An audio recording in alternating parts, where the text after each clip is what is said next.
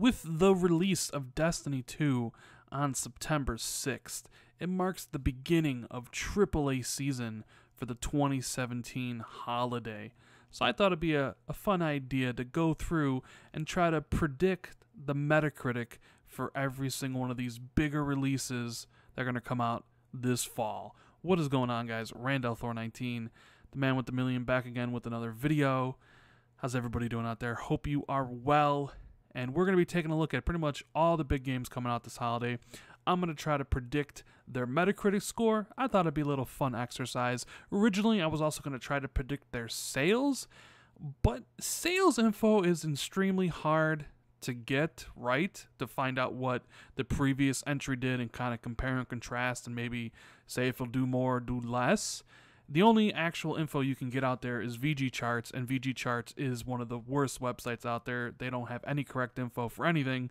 So if I mention sales, it'll be predictions, but I'm going to basically predict the Metacritic of all the games this holiday. So that's what this video is going to be about, Xbox One and PS4 games, both the exclusives and the multiplats.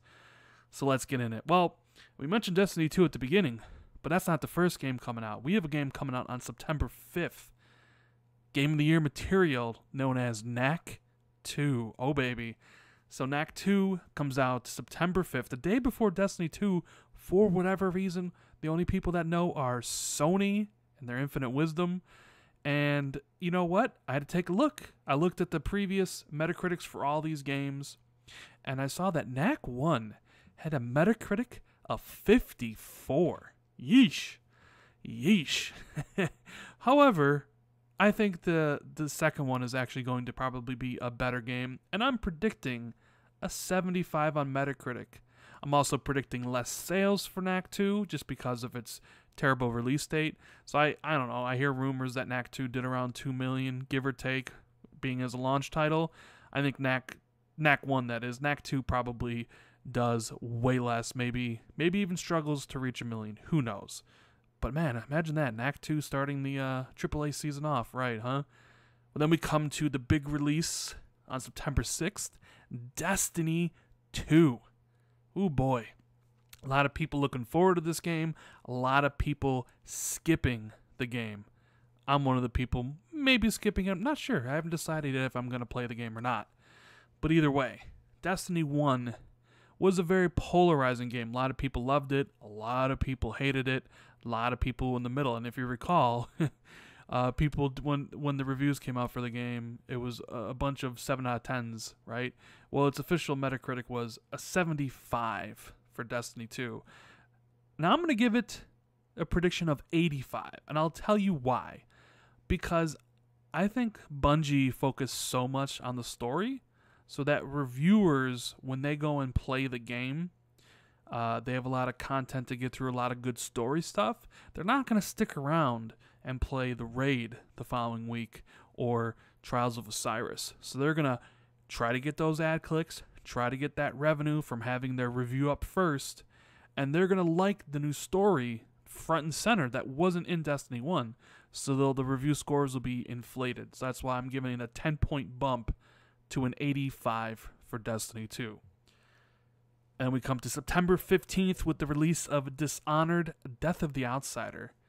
Dishonored 2 was a fantastic game, one of my top 10 games of last year. Loved the series. However, because of the sales of the second Dishonored, I don't think we're ever going to see a third, and I'm kind of surprised we even got this one, although I wouldn't be surprised if this was supposed to be DLC for Dishonored 2, that they just tried to sell off as a $30 standalone game. So Dishonored 2 had an 88 on Metacritic. It was very high. People love that game. It's great. It's a great game. But I'm going to say this one takes a little bit step back. I'm going to say it gets like an 85. I think people will talk how maybe short the game is, or maybe having Dishonored, 2 Dishonoreds in 2 years maybe will wane on people, but I'm expecting a less of a Metacritic than 88. September 19th, we're looking at Marvel versus Capcom Infinite. A lot of people didn't think we'd see another Marvel versus Capcom game because Marvel's kind of been taking the, not licensing out the property. But here we are. And at first, this game was met with a lot of great positive buzz. People were like, yes, it's finally coming back. And then you saw the character list, and there's no X-Men fighters, right? And it's basically just characters from the MCU, the movie stuff. So people, it seemed not to be really interested anymore. Now, Ultimate Marvel vs. Capcom 3 had a Metacritic of 77. And you know what? I'm going to go and I'm going to say this gets like a 70. I don't think people will take to it as they did the last one. And not having X-Men and those great characters that were staples to the Marvel vs. Capcom series, like Wolverine and Magneto, is going to hurt the game, and I think there's going to get a lower Metacritic as a result. September 22nd, we have our first racing game coming out called Project Cars 2. Now, I didn't play this one, and I'm not really a fan of simulation racers. This one got an 83 on Metacritic. But looking into it, it seems that this one has a lot more going for it. It's the second game from the developers in the series. So I'm going to say it's going to get an 86. I think they improve upon it in every way. September 29th, we have the release of Cuphead. And if you guys didn't see the video yesterday about that games journalist Dean Takahashi trying to play through the first level, pretty funny stuff, pretty embarrassing stuff, but pretty funny. Check that video out. But I think there's a lot of hype for Cuphead. And I think a lot of game reviewers are going to review the game positively because it's going to be a throwback to that Contra boss rush style gameplay. And a lot of those journalists are going to love it. So I'm going to say it gets a solid 87 on Metacritic. I think people are going to love that game. And I think it's going to sell extremely well too. I think it'll sell extremely well. I wouldn't be surprised if it reaches 3 million, maybe even 4. I mean, depending on how well the reviews are. It is coming out on Xbox, it's coming out on Windows 10, and it's coming out on Steam. So it's coming out pretty much everywhere except for PlayStation and Switch. But I think there's a lot of hype for this game. And if they add an online co-op down the road, maybe it will help propel the series to even greater heights. So that's September. 1, 2, 3, 4, 5, 6 big games coming out in September. Let's see about October, shall we? We got a little bit more games coming out in October. October 3rd sees the release of Forza Motorsport 7, the showpiece game for the Xbox One X. Forza is pretty much the benchmark now for racing games. It used to be Gran Turismo, but since they take 6 years to release a game, sorry, Forza is the standard for racing games. And Forza Motorsport 6 got an 87 on Metacritic. Which is why I'm only going to bump this up 1 point. I think Forza Motorsport 7 gets an 88, and I don't think it gets any more because this is a sim racer, right? Forza Horizon 3, which was an amazing game, was one of the few games from Microsoft to get over a 90 on Metacritic at a 91. I don't think Forza Motorsport 7 can approach a 91. I don't think it'll get a 90, so that's why I'm saying an 88, maybe an 89 at the most, but I don't think it approaches Horizon 3, just because I think for most reviewers, the sim motorsport isn't as fun as the arcadey Horizon. And October 10th sees the other kind of Xbox One X marketing deal game with Middle-earth: Shadow of War. I loved the previous one. I loved Shadow of Mordor. Kind of came out of nowhere from Monolith Studios. And it got an 85 on Metacritic. In fact, it was in my top 3 games of 2014. I can't wait to play this one. Although it has been mired in a lot of controversial DLC elements. A lot of controversial loot boxes and single-player games that have some slight multiplayer stuff. So I'm going to say it gets the same score. It gets an 85. I think it'll be a better game, but because of the controversy surrounding it, I think some reviewers might give it a little bit more negative reaction to counteract it being better. So I think the Metacritic stays right at 85, and I think the game still sells extremely well. On October 13th, we have one of the first games from Bethesda this year, The Evil Within 2. And am I surprised when I was looking at this game on Metacritic, the Metacritic was low. It was a 75, or at least, what you would see low. I saw it on there and had the yellow. I'm like, I thought people liked Evil Within 1. I haven't really played it much. But yeah, Evil Within 2, 75. This one seems like better, graphically, animations-wise. It just seems like a better game. So I'm expecting this to get higher reviews, maybe like an 83 on Metacritic. So Evil Within 2, October 13th. Next up, we have October 17th, South Park, The Fractured Butthole. I loved the last South Park game. I really did. It was so good. I think I played it twice now. Such an amazing game. They nailed South Park. So finally we're getting the sequel that we never thought we would get, because who thought we would get a sequel to South Park, that game, right? Which it didn't sell particularly well and it took forever to make, but here we are. Now South Park, the last game, which I'm blanking on the subtitle, had an 84 on Metacritic. I'm going to say The Fractured Butthole improved slightly to an 86, but I don't think it's going to sell very well. For whatever reason, I just have this thing in my head that the game kind of is a sales disappointment for Ubisoft, and they learn their lesson and they don't make any more of these games, even though that sucks because these games are fantastic. Again, on October 17th, we have Gran Turismo Sport, the first Gran Turismo game on PlayStation. I think it's the first one in like 5 or 6 years, or at least like maybe 4 or 5 years. I think Gran Turismo 5 came out pretty late in the gen on the PS3. Well, the last one got an 81 on Metacritic. And you know what? I'm going to say Gran Turismo Sport goes down a peg and gets an 80. For what used to be the standard bearer in racers, especially simulation racers, I think other series like Forza and Project Cars and the Dirt games have all basically taken over for Gran Turismo. I'm sure it'll sell well.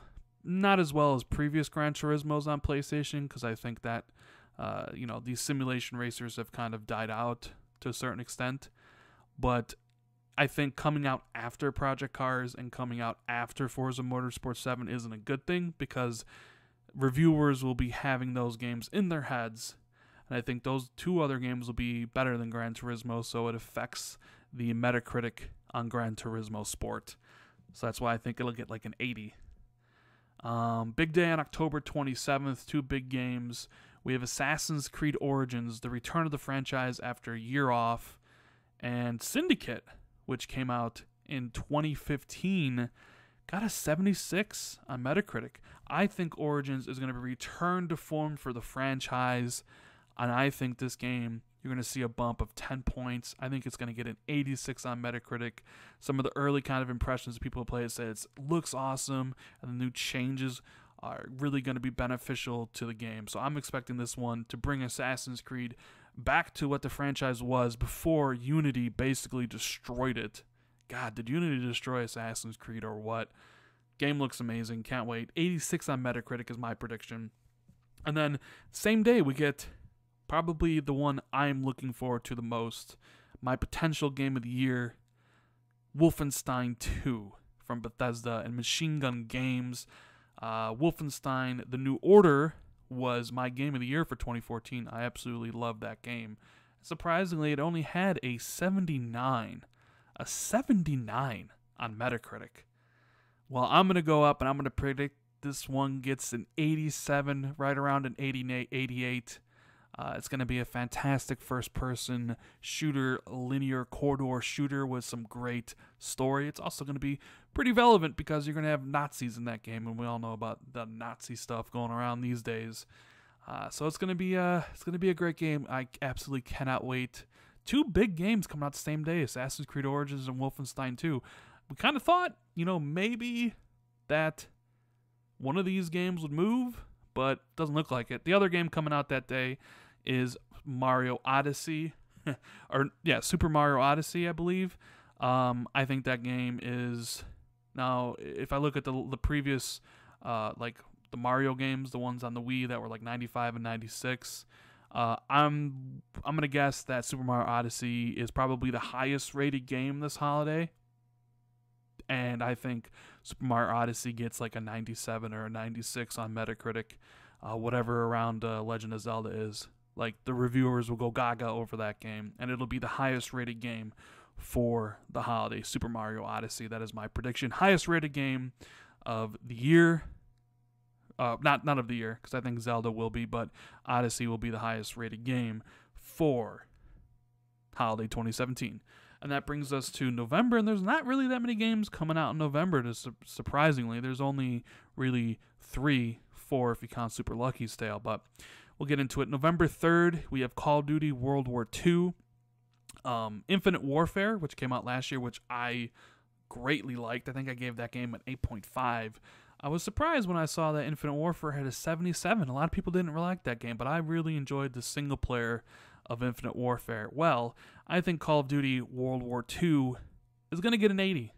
I think it'll be an improve upon Infinite Warfare in critics' eyes, but not by much. And I think it sells better than Infinite Warfare, but not by much. And I honestly think Call of Duty World War II might be the best-selling game of the year. The thing with the sales stuff is it's hard to get numbers. I'm not using VG charts because that site is terrible. I know a lot of people think Destiny 2 will be the best seller, but it's like Destiny 2 is very polarizing. I think Destiny 2 its ceiling is basically whatever it sold for the first game, because the people that like Destiny 2 will buy it, and then the people that know what it is aren't going to go around for a second go around. So I don't think Destiny 2 improves upon what Destiny 1 did. Whereas Call of Duty World War II, I think people were turned off by Infinite Warfare, and I think the World War II setting brings a lot of people back. So I think that game it takes the crown as the best seller of the holiday. Potentially. November 7th is Super Lucky's Tale, which is a launch game for Xbox One X. And the previous Lucky's Tale, which was an Oculus VR exclusive, was a 64 on Metacritic. I have a feeling this one's going to do a bit better, so I'm going to mark it down for a 75. I don't really see a lot of critics going gaga for this game, so it'll be higher rated, but not by much. November 10th sees us the last racer of the year, but more arcadey style. The one that I'm probably looking forward to the most out of all, like Project Cars and Forza and Gran Turismo. We have Need for Speed Payback. Now, surprisingly, the last Need for Speed got a 66. People didn't like that, and I think it was because of the FMV they used, right? I played that one. It wasn't as bad as the 66. This one looks more kind of Fast and Furious, which is why it caught my attention. So I'm going to give this one, I'm going to bump it up 11 points to a 77. Probably still not great in a lot of people's eyes, but better than the last one. And then November 16th, we come to one of the biggest releases of the year, Star Wars Battlefront 2. Battlefront 1 came out a couple years ago and kind of was lambasted, and people took points away from it only being a multiplayer game, and at $60 at that. And it had a 74 on Metacritic. Well, they've come out and they've tried to, give more. This one's got a campaign set from the Empire's perspective. It's got the multiplayer. It seems like an actual complete experience. So I'm going to say this one gets like an 86 on Metacritic for basically being a complete package. And I think this game sells a ton because there's a new Star Wars game coming out or Star Wars movie coming out this holiday. So I think if you were to rate the games and how they sell, I'm going to say Call of Duty World War II is number 1. And I'm going to say Star Wars Battlefront 2 was number 2. And then I'm going to say Destiny 2 is 3rd. And then Assassin's Creed Origins is 4th. I think Battlefront 2 sells a lot. Now, one of the other games that is kind of unknown, that is not unknown, but is a bigger game coming out this holiday for the Xbox is PlayerUnknown Battlegrounds. It's an early access game on Steam right now. It's almost hitting 1 million concurrent players, almost about 9 million sold before it even comes to consoles. I have a feeling we'll see this game with the prediction. I thought we'd see it in September. That's not going to happen. I can't see them putting it out in November in between Call of Duty and Star Wars Battlefront for the launch of the X. I think this game comes out in December. when nothing is out, and it can kind of have its own moment to shine. So I think PlayerUnknown Battlegrounds comes out in December. As for Metacritic, who knows what? It probably wouldn't be very good, but you don't really rate these early access games. And so, honestly, when you get into the sales with Battlegrounds already at 9 million, potentially 11 million or so, 12 million before it even hits Xbox, because if it's 3 months away, right? December, and it's at 9 million, that thing could be almost at 12, 15 million by the time it reaches Xbox. PlayerUnknown Battlegrounds could very well be the best-selling game of the year after it's all said and done. And who knows how well it'll sell on Xbox. It could take off just like it took off on PC, or maybe Xbox players just see it as a PC game and don't even bother with it. But that is the video, guys. I hope you enjoyed this kind of prediction at all the Metacritic for all the games coming out this holiday. I tried to give them a little sales thing, but I didn't want to do it for every single game because it was kind of tough finding the numbers for the previous installments because for whatever reason, the video game industry is very tight-lipped about numbers, whereas other industries are very forthright. But anyways, guys, I hope you enjoyed the video. If you could do me a favor and hit that like button if you enjoyed it, it would help out tremendously. Share this out on Twitter with everybody so everybody can see all my predictions. Hit that subscribe button if you haven't already. Hit the notification bell so you're always notified when I drop new content. Thank you guys so much for watching this, 22-minute video. I had fun making it. I hope you guys had fun watching it. Let me know what you think in the comments below. What are your Metacritic predictions? And I will see everybody in the next video. Later, guys.